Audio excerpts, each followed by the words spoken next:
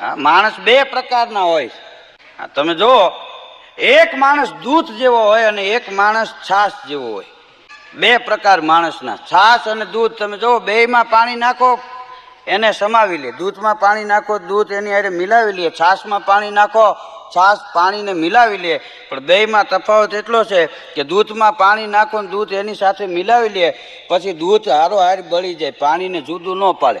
અને છાશ ઘડી ખાંચવે પછી એ નીચે બેસી જાય ને માથે રાખીને મરવી નાખે. ઘણા છાશ જેવા માણસો હોય. માણસનો એક રંગો એવો, એક રંગ હોવો જોઈએ, હા, એની કિંમત વધે.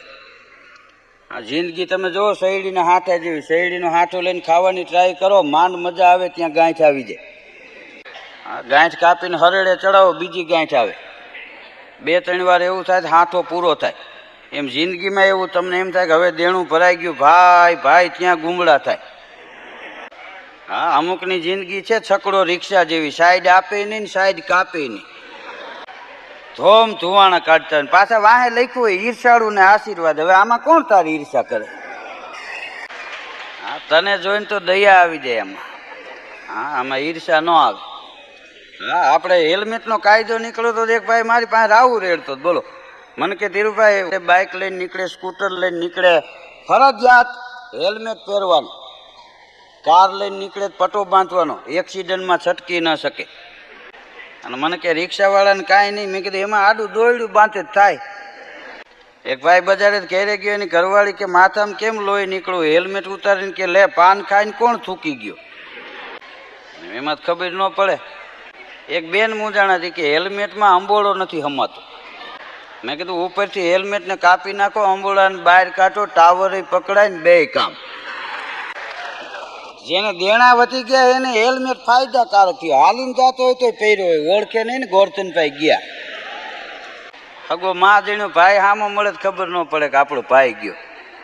હા, સ્કૂટર લઈને નીકળ્યા હોય બાઈ ઉપરથી ખબર પડે ફલાણા ભાઈની ઘરવાળી હતી, ફલાણા ભાઈ હોય તો હોય.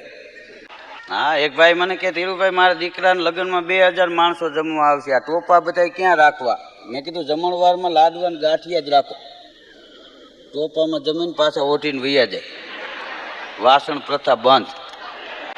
એક ભાઈને બહાર ગામ જવું હતું, એની ઘરવાળીને કે હેલ્મેટ ફાવતો નથી અને સાહેબની ગાડી પડી હોય રોડ માથે દંડ કરે, તું હેલ્મેટ લઈને વાહે બેસી જા, હું ગાડી જોઈ જાઉં તને કહું ત્યારે પહેરાવી દેવો. ભલે એમાં હાઈવે ઉપર ગયા ને ગાડી સાહેબની પડી હતી, એની ઘરવાળીને કે ગાડી પડી સાહેબની, તો હેલ્મેટ પહેરાવ્યો, ગાડી હારે જ ભટકાણ. શું કામ? હું તો પહેરાવ્યો. હવે એને ખબર બાયું કોઈને હવરા પહેરાવે.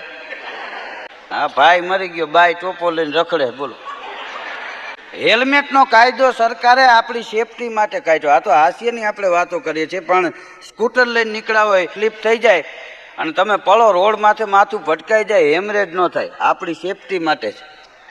હા, પણ મગજ હોય એના કામનો, મગજ જ નથી એને હેલ્મેટની શું જરૂર? હા, માણસની સેફટી છે હેલ્મેટમાં.